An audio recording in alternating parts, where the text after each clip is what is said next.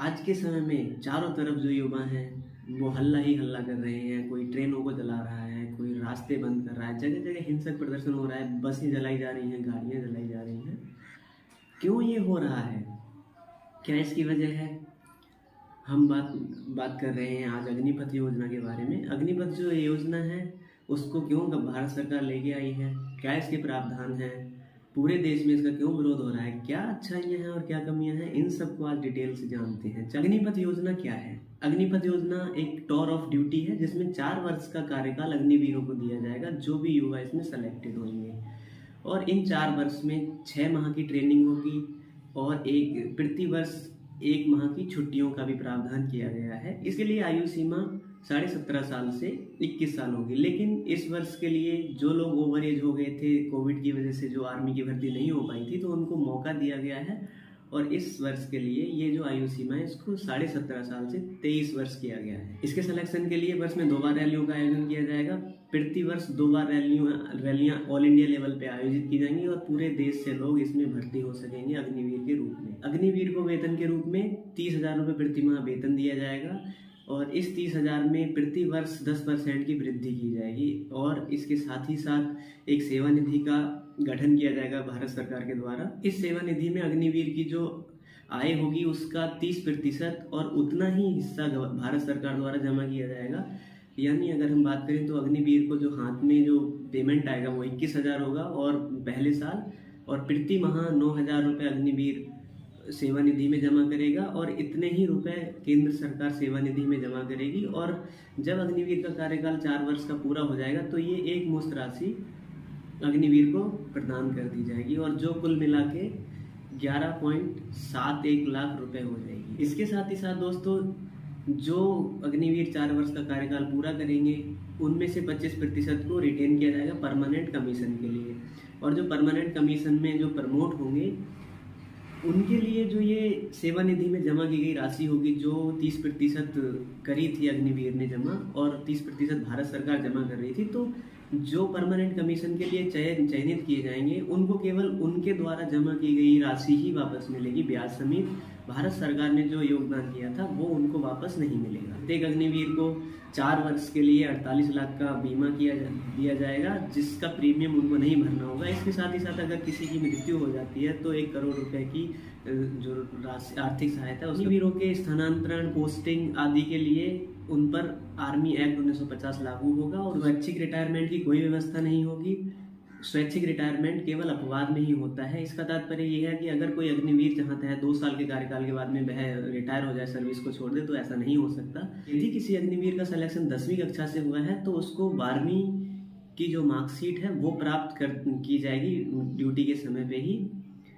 और इसके साथ ही साथ उन्हें जो ट्रेनिंग है उसका सर्टिफिकेट भी दिया जाएगा। भारत सरकार प्रति वर्ष 45 से 50 हज़ार अग्निवीरों को सेना में भर्ती करने का जो प्लान कर रही है। जो सिलेक्शन प्रोसेस है उसके लिए हम बात करें तो पहले अग्निवीर को एक मोबाइल नंबर और ईमेल के द्वारा आवेदन करना होगा। 1600 मीटर की दौड़ होगी जो 5 मिनट 30 सेकंड में कवर करनी होगी। इसके साथ ही साथ जो ज़्यादा समय लेंगे उनको उसी हिसाब से जो वर्तमान समय में प्रचलित प्रक्रिया है वैसे ही आधार पे उनको रैंक दी जाएगी।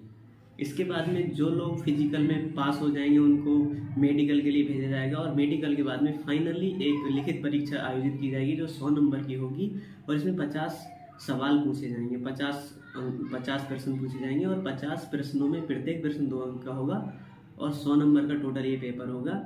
इसके साथ ही साथ इस पेपर में नेगेटिव मार्किंग का भी प्रावधान किया गया है। प्रत्येक अग्निवीर को एक ही कैटेगरी में आवेदन करने की सलाह दी जाती है और नोटिफिकेशन में साफ साफ कहा गया है कि एक कैटेगरी से अगर ज़्यादा कैटेगरी में किसी भी अभ्यर्थी ने आवेदन किया तो वो आवेदन रद्द कर दिया जाएगा। क्योंकि गणना जो इसके लिए 1 अक्टूबर 2022 से की जाएगी, यानी कि जो व्यक्ति 1 अक्टूबर 2022 तक 17.5 साल से 23 साल के बीच में होगा वो इसके लिए आवेदन कर सकता है। रजिस्ट्रेशन जो इंडियन आर्मी है उसके लिए 1 जुलाई से प्रारंभ हो जाएंगे और जो रैलियां हैं उनका आयोजन अगस्त के दूसरे सप्ताह में किया जाएगा। लिखित परीक्षा 16 अक्टूबर से 13 नवंबर तक के बीच में करी जाएगी। इसके बाद में पहले बैच को दिसंबर 2022 में ट्रेनिंग पर भेज दिया जाएगा। पहले बैच की जो ट्रेनिंग होगी उसको पूर्ण करके तैनाती जुलाई 2023 में करी जाएगी। एक बात और यहाँ पे ध्यान देने वाली है कि जो अग्निवीर होंगे उन्हें एक्स सर्विसमैन का दर्जा नहीं दिया जाएगा और ना ही उनको जो केंद्र सरकार द्वारा सेना के लोगों के लिए जो कैंटीन की व्यवस्था है, सुविधा है, वो भी उनको उपलब्ध नहीं होगी। क्यों भारत सरकार इसको लेके आई? इसके लिए हम जो कारगिल वॉर हुआ था 1999 में, उसके बाद में कारगिल रिव्यू कमेटी बनी थी। उस कमेटी ने अनुशंसा की थी कि भारतीय सेना में जो औसत आयु है उसको घटाया जाए, क्योंकि वर्तमान समय में जो एवरेज जो आयु है वो 32 साल है। और इस कमेटी ने कहा था कि वर्तमान में जो परमानेंट कमीशन है 17 साल की जो सर्विस का प्रावधान है, इसको घटा के 7 से 10 साल किया जाए। इसके बाद में एक मंत्री समूह का गठन किया गया था 2000 में इस कमेटी की अनुशंसाओं को रिव्यू करने के लिए। मंत्री समूह ने भी ऐसी सलाह दी थी कि आर्मी की जो औसत आयु है उसको कम करने की कोशिश की जानी चाहिए और युवा आर्मी हमारी हो, ऐसे प्रावधान किए जाने चाहिए। और कहीं ना कहीं इन्हीं लक्ष्य को प्राप्त करने के लिए ही जो भारतीय सेना है या भारत सरकार है, भारतीय सेना ने ये अग्निपथ जो योजना है इसको लागू किया है। इसके द्वारा जो यंग लोग हैं वो आर्मी में जाएंगे और इससे अनुमान लगाया गया है कि जो वर्तमान में 32 साल जो औसत आयु है आर्मी की, वो 26 साल घट के हो जाएगी। इसके द्वारा भारतीय सेना क्या लक्ष्य प्राप्त करना चाहती है, चलिए जानते हैं। और ऐसे जो सेना है उसमें युवा शामिल होंगे, जिससे कि सेना की औसत आयु कम हो जाएगी। और भारतीय सेना चाहती है कि जो युवा हैं वो आर्मी में जब भर्ती होंगे तो युवाओं के ऊपर जिम्मेदारी कम होती है, उनके ऊपर फैमिली, परिवार आदि का दबाव कम होता है। इससे वो अधिक रिस्क लेने की क्षमता रखते हैं। तो जब युवा लोग सेना में आएंगे तो सेना की जो कैपेबिलिटी होगी वो बढ़ जाएगी। इसके साथ ही साथ जो अग्निवीर होंगे उनको कोई पेंशन नहीं दिया जाएगा, तो इससे जो सेना है उस पर पेंशन का बोझ कम हो जाएगा, क्योंकि वर्तमान समय में सेना के लिए पेंशन जो है वो एक बहुत बड़ी समस्या बन गई है, क्योंकि सेना का एक बहुत बड़ा बजट जो है वो पेंशन में और सैलरी में चला जाता है। वर्तमान समय में अगर बात करें तो जो 1 रैंक 1 पेंशन है उसके द्वारा भारतीय सेना का जो कुल बजट है 2021-22 के बजट के हिसाब से 34% जो बजट है वो केवल पेंशन में चला जाता है। इसके साथ ही साथ जो 39% जो बजट है सेना का वो केवल सैलरी में चला जाता है। तो अगर इनको हम कंबाइन कर दें तो भारतीय सेना का पेंशन और सैलरी बजट 73% हो जाता है। अब 73% बजट जब सेना की सैलरी और पेंशन में चला जाएगा तो उसके हथियार खरीदने के लिए, मॉडर्नाइजेशन के लिए, तकनीक के विकास के लिए केवल 27% बजट बचता है। तो इससे आधुनिकीकरण नहीं हो पा रहा है हमारी सेना का। ऑल इंडिया लेवल पे भर्ती होगी इसके द्वारा, और इससे क्या होगा कि भारतीय सेना में सभी क्षेत्रों के लोग शामिल होंगे, जिससे कि एक जो विरोध है, विरोध की भावना को कम किया जा सकेगा और समानता या कहीं की डेमोक्रेसी सेना में भी लागू करी जा सकेगी। बेरोजगारी में भी इससे कमी होगी। जो विश्लेषक है उनका मानना है कि जब 4 वर्ष में अग्निवीर रिटायर होंगे तो उन रिटायर वालों की जगह दूसरे 4 वर्ष में आ जाएंगे लोग। ऐसे करके एक सर्कल क्रिएट होगा 4 वर्ष के अंतराल पे, जैसे नए लोग आएंगे। भविष्य तत्पर इससे सिपाही मिलेंगे, क्योंकि जो 4 वर्ष की ट्रेनिंग करके आएंगे, सेना में सेवा दे के आएंगे, वो ट्रेंड होंगे, वो ट्रेंड सिपाही होंगे। और भविष्य में अगर किसी के साथ भी हमारा भारत, चाइना या पाकिस्तान के साथ हमारा युद्ध होता है तो हम इन जो अग्निवीर हैं इनको डिप्लॉय कर सकेंगे कोवर्ट ऑपरेशन के लिए फ्रंट लाइन पे। जैसा कि आपने देखा होगा यूक्रेन पे जब रूस ने हमला किया तो वहाँ पे सैनिकों की कमी पड़ गई थी और यूक्रेन को पूरी दुनिया से रिक्वेस्ट करनी पड़ी थी कि लोग उनके लिए आगे लड़े, और वो अपने लोगों को ट्रेनिंग दे रहे थे, उनकी सेना ट्रेन कर रही थी अपने जो नागरिक हैं उनको। लेकिन अगर अग्निवीर जैसी कोई व्यवस्था वहाँ पे होती तो उनको इतनी दिक्कत का सामना नहीं करना पड़ता।